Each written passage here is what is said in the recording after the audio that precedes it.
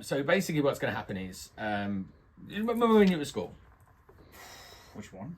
Primary, secondary, or? I think, yeah, primary. Yeah, we'd be beyond this by secondary school, I would hope. But in primary school, remember the banners that you had that hung from the ceiling and the little flip charts that you had that had the letters on them? Oh, and yeah. each letter had the alphabet. Yeah. And each letter of the alphabet had a different animal with it. Yeah, we had that. Do you remember those? Yeah. Okay, perfect. So I want you to just picture that, if you could, for me.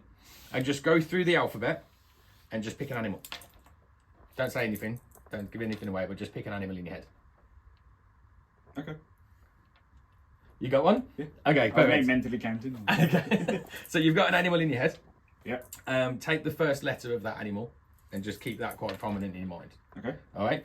Now we're going to pick a name for this animal. Right. And in order to be able to do that, so whatever letter that you're on, just skip forward a few in the alphabet. Skip forward a few letters in the alphabet. Okay. Did you go? You went even numbers of letters across, right? I did. Okay, perfect. That's good. That's good. So whatever letter that you've now landed on, just pick a name for the animal with that letter. I'm going to create this little character for you. Okay, I got one. You got one? What's the name? Say it out loud. Yeah. Wilson. Wilson? Yeah. I like it. Okay, cool.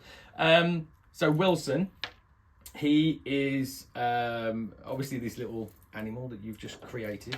Could you imagine Wilson would be someone that you would meet on, or an animal that you would see if you were on holiday, for example?